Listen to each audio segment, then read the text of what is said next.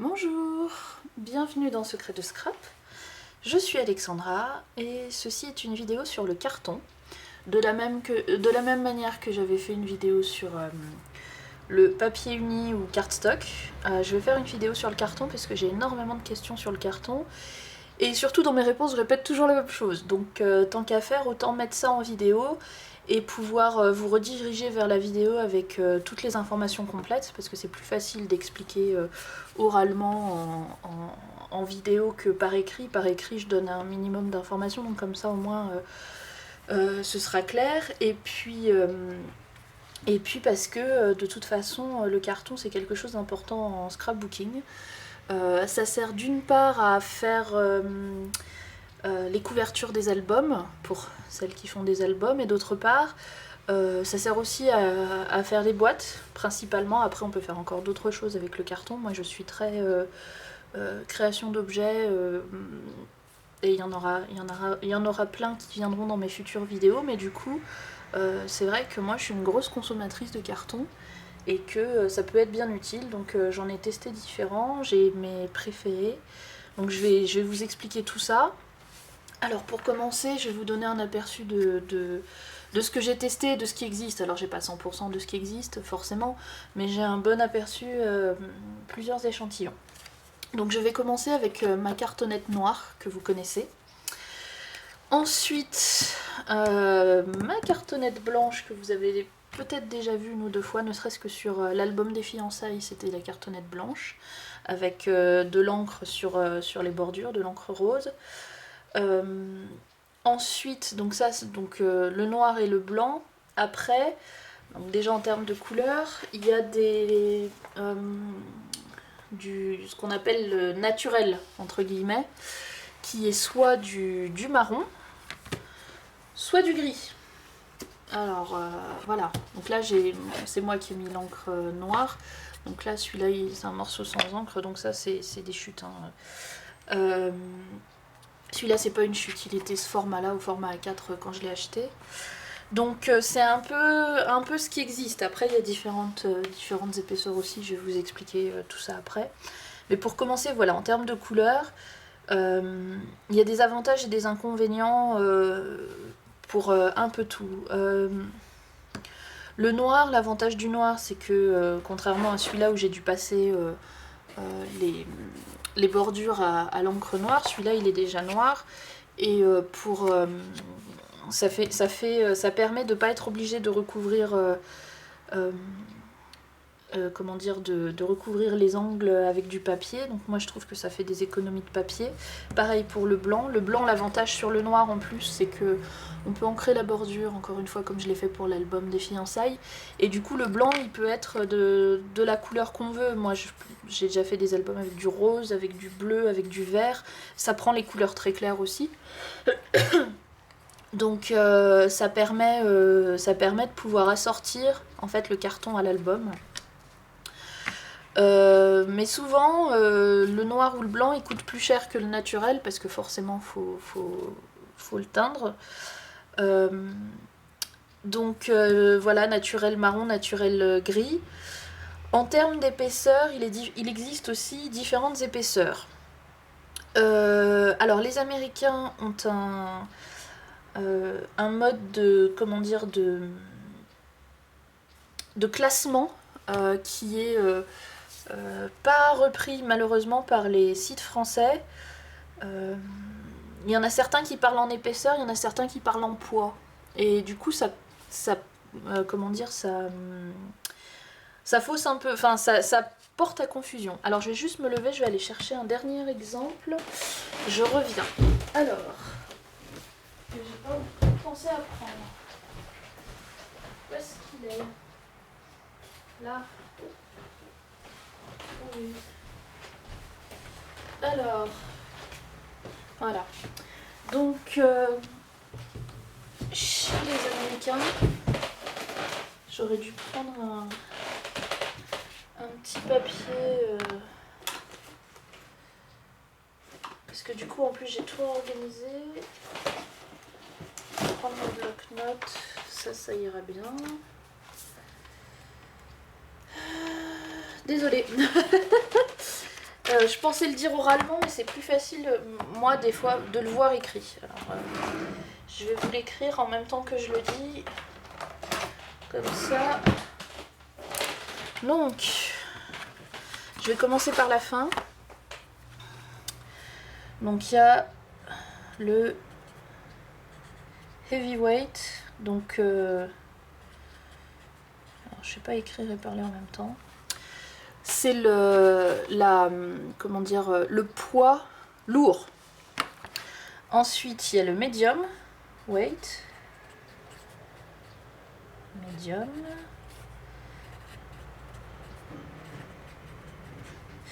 Et ensuite, il y a deux types de light weight.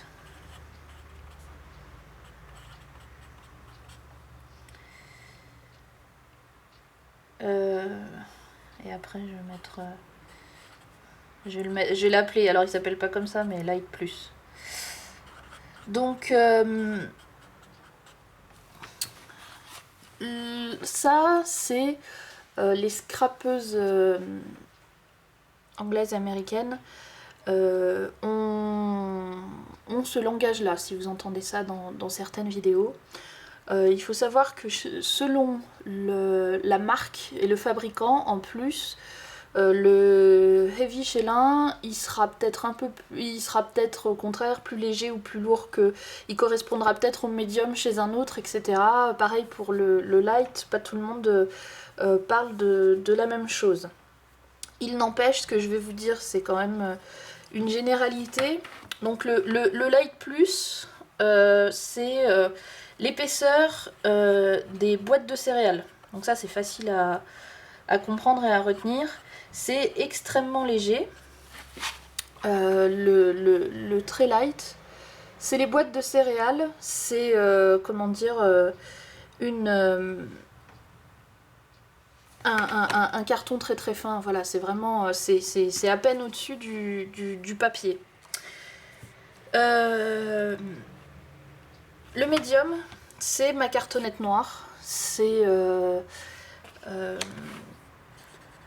il fait, comment dire, 1 mm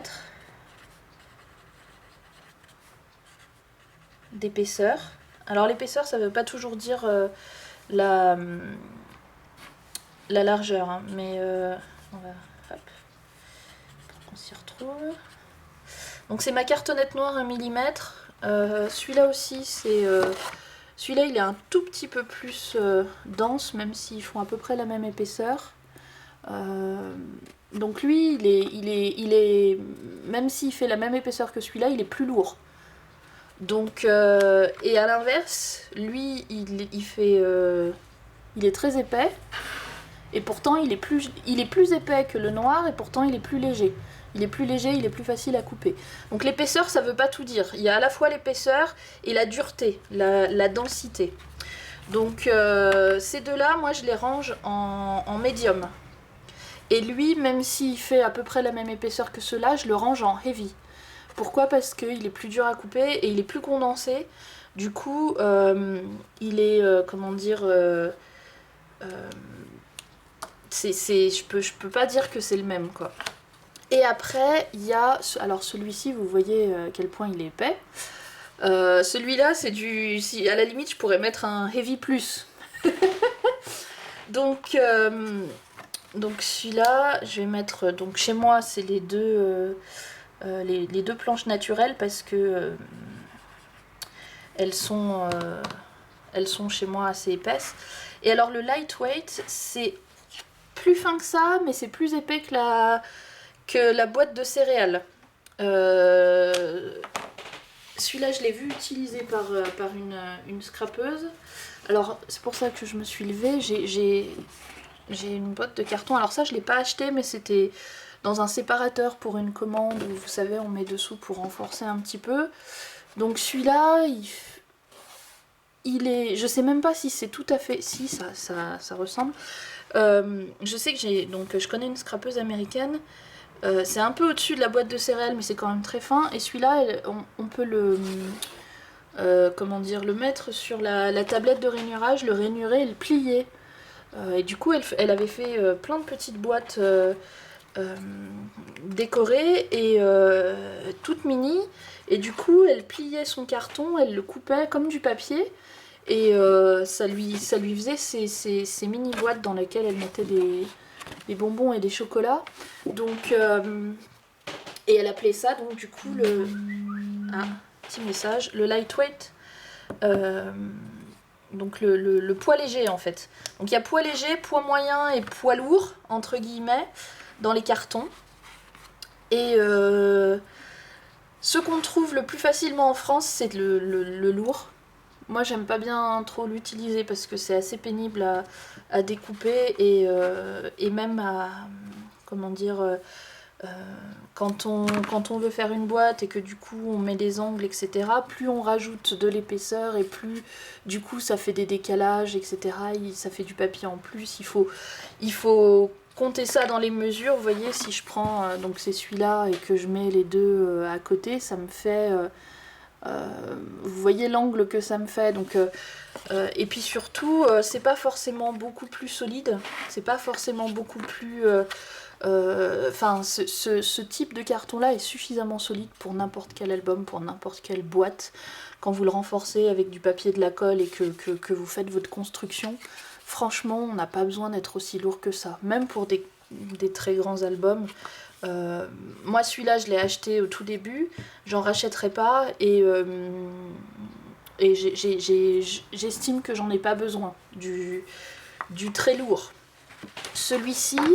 Alors en poids il est un peu mieux, il est un tout petit peu plus facile à couper, mais le fait qu'il soit marron ça m'embête parce qu'il faut soit recouvrir les angles, soit mettre de l'encre et j'ai pas envie.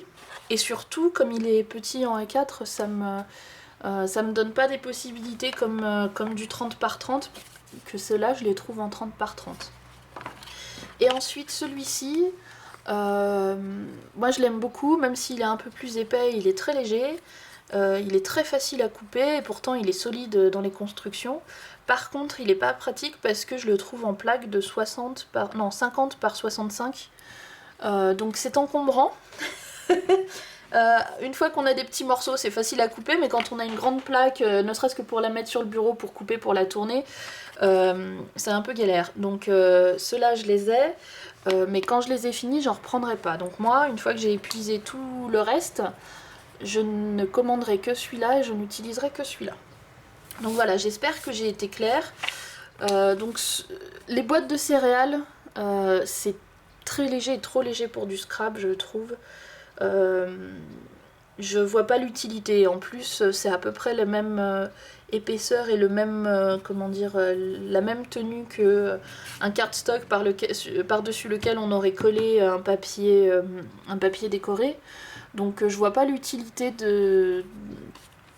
d'utiliser ça. Par contre, le lightweight, je vous dis, je l'ai vu utiliser, mais moi, même si en plus celui-là on le trouve difficilement en France, donc je vois pas. Et puis moi, j'en ai pas l'utilisation. Le medium weight, c'est celui que j'utilise tout le temps, et le heavyweight, j'aime pas bien moi l'utiliser. En termes d'épaisseur, encore une fois, des fois ici, là mon blanc, il fait presque 2 mm, donc et par contre ma cartonnette naturelle elle fait celle-ci, elle fait la marron, elle fait 1 mm, puis j'ai la deuxième, donc j'ai la marron et la grise. La deuxième elle est naturelle aussi, elle fait 2 mm. Donc vous voyez que l'épaisseur finalement ça vous donne pas toujours un... Vous pouvez avoir du 2 mm léger ou du 1 mm lourd. Donc l'épaisseur c'est... Et c'est pas toujours le bon indicateur et malheureusement on n'a que ça comme information quand on commande sur des sites français. Donc il faut en acheter une plaque, il faut l'essayer, voir si vous l'aimez, si elle vous convient, et si elle vous convient pas, il faut essayer autre chose. Alors maintenant justement, où est-ce qu'on les trouve et sous quelle forme? Donc moi personnellement,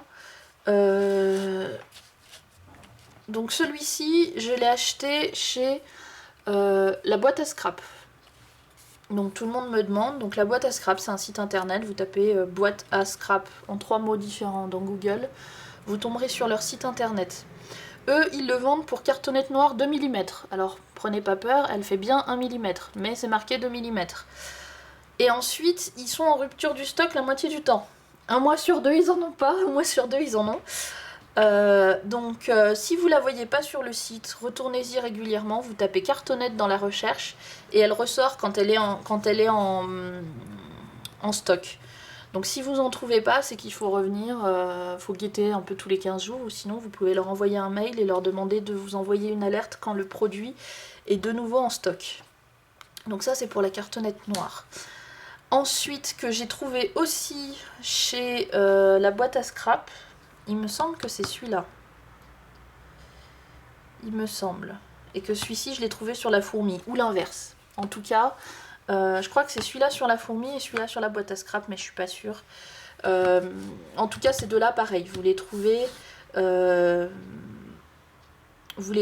à la fois sur la fourmi créative ou sur la boîte à scrap, un des deux. Scrap Malin, j'ai jamais testé leur carton, je sais pas vous dire, et je commande pas ailleurs. Et ensuite, celui-ci, je l'ai trouvé chez Bureau Vallée, donc mes grandes plaques. C'est la marque Canson, donc c'est des grandes plaques Canson.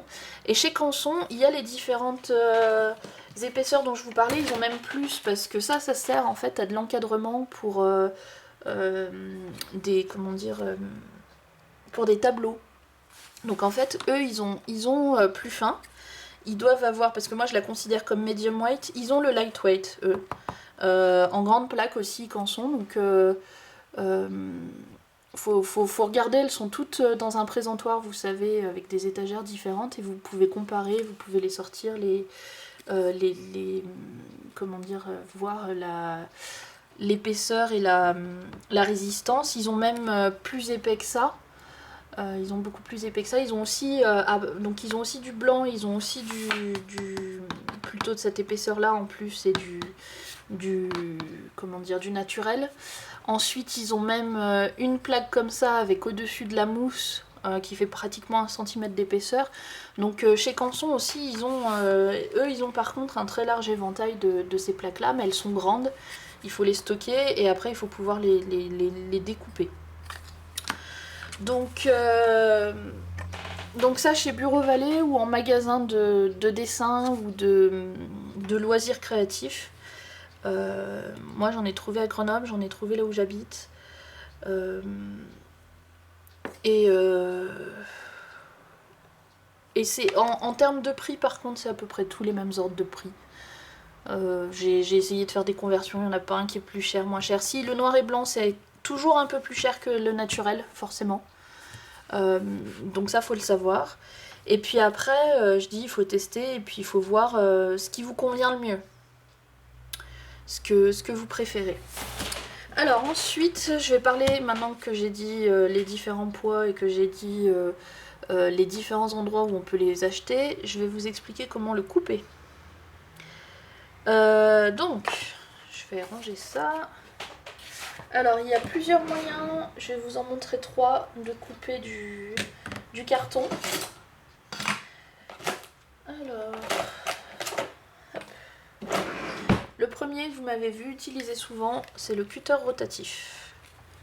Donc celui-là, c'est de la marque Friskars, que j'ai acheté sur, je crois que c'est la fourmi, celui-là, la fourmi créative, que vous utilisez avec une règle, tout simplement. Et puis, donc sur votre tapis de découpe. Alors des fois, quand j'ai un petit morceau comme ça, je mets un autre, histoire que ma règle, elle soit pas trop bancale, je m'appuie sur un deuxième morceau. Et donc, il suffit, comme vous coupez la pizza ou la tarte, vous vous appuyez sur votre règle, vous appuyez assez fort, et hop là, vous avez coupé votre petit morceau. Donc ça, c'est l'option numéro 1. C'est celle que vous m'avez vu utiliser le plus souvent, et c'est celle que, à mon avis, vous devriez utiliser dans 80% des cas, parce que c'est souvent une des seules options qu'on a. Je vais vous montrer les deux autres, mais elles sont pas toujours pour tout le monde. Ensuite, je connais une scrapeuse qui coupe son carton avec tout simplement, je vais retrouver le mot, son cutter. Donc, elle fait plusieurs passages. Donc, je vais encore me mettre, hop. Donc elle se cale, elle pose sa règle et puis elle y va, premier. Et à chaque fois elle appuie un peu plus. Ah, voilà. Et l'embêtant c'est que ça bouge un petit peu. Elle y arrive de façon impressionnante. Très très bien. Voilà.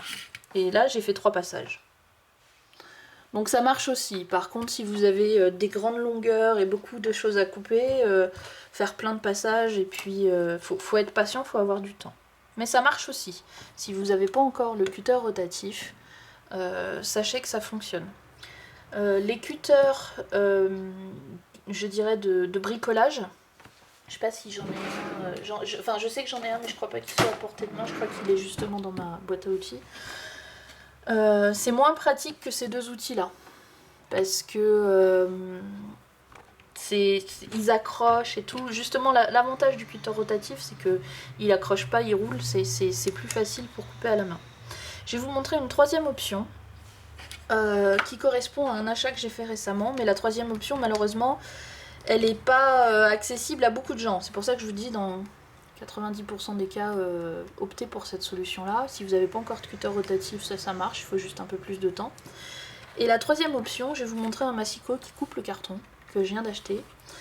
Mais il faut savoir que, voilà, en termes de prix, il coûte 2 fois la Big Shot. Voilà, ça vous donne un peu un ordre d'idée. Donc, à moins que vous coupiez beaucoup de cartons en scrap, je pense que c'est pas forcément un investissement à faire. Moi j'ai attendu 2 ans pour le faire et je l'ai reçu il y a 2 jours. Mais pendant 2 ans je m'en suis passée. Après moi je fais beaucoup d'objets et je coupe beaucoup de cartons. Donc dans mon cas, voilà, j'ai estimé que c'était nécessaire. Mais je connais des scrapeuses qui l'ont. Mais il y a, comment dire, enfin, faut vraiment en avoir l'utilité pour faire un tel investissement, faut bien réfléchir. Une dernière chose que je voudrais vous dire concernant celui-ci, avant de vous montrer mon massicot qui coupe le carton. Lui, quand je l'utilise sur mon tapis de découpe, vous voyez, ces rainures-là, c'est pas lui qui les a faites, hein, c'est pas mon cutter normal. C'est parce que quand on utilise cet outil-là, on appuie beaucoup plus. Et donc du coup, on abîme le carton beaucoup plus, le tapis beaucoup plus. Et du coup, dans les rainures où j'ai beaucoup utilisé mon cutter rotatif, par exemple le 15 cm, là on voit qu'il est très très bien utilisé. Quand je veux couper une feuille à 15 cm, comme le sillon il est déjà tracé par celui-là, ma lame, elle est un peu, comment dire... le papier se coupe moins bien parce que la rainure est abîmée, donc ça utilise beaucoup, enfin ça use beaucoup le tapis. Donc faut savoir que ça va abîmer énormément votre tapis et que après quand vous coupez avec votre cutter vous avez un tapis de moins bonne qualité et du coup ça coupe le papier un peu moins bien. Donc comme moi j'ai aussi beaucoup utilisé celle-ci, j'ai changé mon tapis. Donc celui-ci vous allez plus le voir beaucoup. Je vous montre. J'ai un tout beau tapis tout neuf que je vais vous montrer. C'est quasi le même, hein, c'est la même marque. Et du coup celui-ci je vais le garder uniquement pour celui-là. Donc si vous avez un vieux tapis, gardez-le pour votre cutter rotatif et votre joli tapis tout neuf. C'est ce que je vais faire moi. Utilisez-le uniquement pour votre cutter. Comme ça vous évitera d'abîmer trop votre tapis avec votre cutter rotatif. Donc lui, que vous voyez depuis 6 mois, vous allez plus le voir beaucoup, ou seulement quand je fais des choses pour pas abîmer le beau tapis tout neuf, ou quand je fais des choses qui risquent de salir un petit peu, je ressortirai le vieux tapis. Mais, tadam, voilà la nouvelle vue que vous allez avoir. Donc celui-là je le garde pas très très loin, mais il était temps de le changer. Il m'a quand même fait 2 ans et demi, enfin oui c'est ça, 2 ans et demi de scrap, puisque j'ai commencé à scraper, même 3 ans et demi. Non, 2 ans et demi. J'ai commencé à scraper en novembre 2011. Donc lui, je l'ai acheté, voilà. Il a fait quand même beaucoup, en sachant que j'ai coupé beaucoup de cartons avec. Si j'avais pas coupé beaucoup de cartons, je l'aurais pas autant abîmé. Donc du coup, lui, j'utiliserai pas mon cutter rotatif avec. J'utiliserai uniquement mon cutter normal. Et je ferai pas de choses salissantes dessus, pas trop. Donc celui-là vous le reverrez une fois de temps en temps quand on fera des choses qui méritent un petit peu de... soit de barbouillage, soit de choses comme ça. Donc ça c'est votre nouvelle vue. Donc je vais ranger ces deux-là, je vais vous montrer mon massicot qui est sur une autre table, je vais l'apporter exceptionnellement, mais sinon il restera sur l'autre table. Et je vais vous montrer comment ça marche. Alors...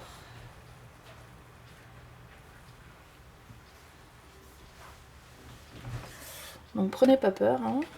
C'est un peu encombrant, mais c'est un bon outil. Alors, je vais vous dire, parce que je sais que vous allez me demander ce que c'est, où je l'ai acheté, comment ça s'appelle, parce que je sais qu'il y a des curieuses. Donc la marque, c'est Rotatrim. Donc Rotatrim pour Rotary Trimmer. Donc Rotary, c'est cutter rotatif, c'est aussi un cutter rotatif. De la même manière que l'autre, sauf que celui-là, il est monté sur... comment dire, je cherche le mot pour ça. Et voilà, il est monté sur tige et puis c'est grand format. Donc celui-ci, c'est pour faire le 30 par 30, c'est le plus petit qui existe.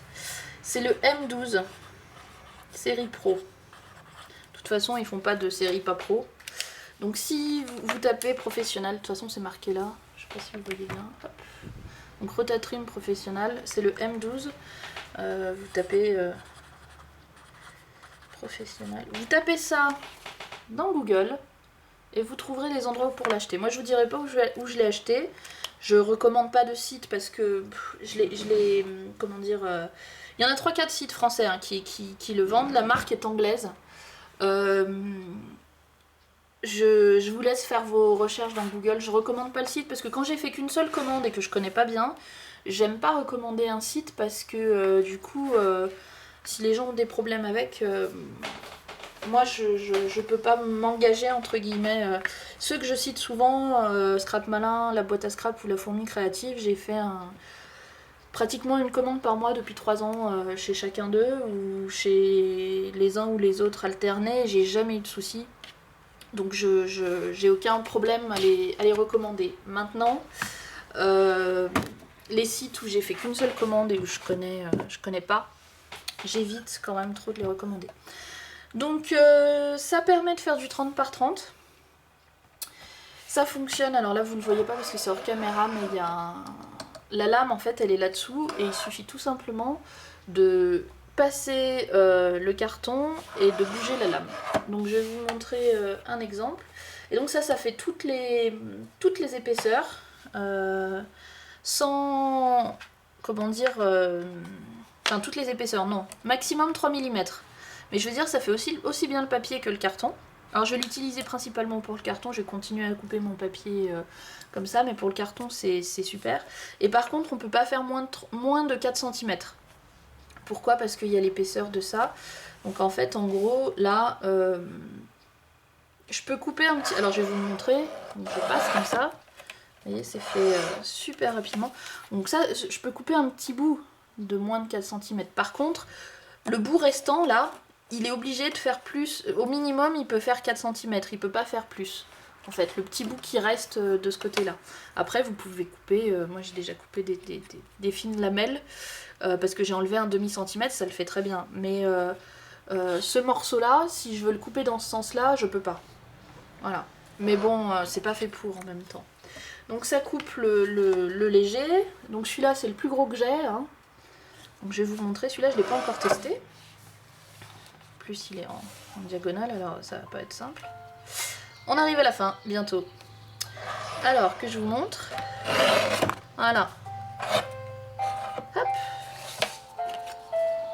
Ah, je vais éteindre la musique quand même. Donc, vous voyez, c'est... alors là, c'est moi, parce que je suis repassée en arrière, j'aurais pas dû. Mais sinon, ça coupe propre et net, ça coupe droit. Alors juste pour finir, je vais vous montrer. Donc ça, c'est mes grandes plaques noires que vous connaissez. Et moi, là, je vais les découper pour un projet. Là, je vous ai montré sur des échantillons. Là, je vais les découper vraiment sur un projet. Hier j'ai fait une boîte, que je vous montrerai dans une prochaine vidéo pour ma grand-mère. J'ai fait une boîte. Le découpage ça m'a pris 2 minutes alors qu'habituellement ça m'aurait pris 20 minutes. Donc moi ça me fait gagner du temps, ça me fait gagner de la facilité et tout. Donc en premier je vais faire 20 cm, donc le 20 il est là. Donc je veux un morceau de 20 par 25. Donc je le cale, en plus j'ai le quadrillage, oui j'ai les inches en haut, mais le quadrillage principal et celui-ci et la deuxième réglette c'est du centimètre. Donc lui il était en centimètres, ils existent en centimètres.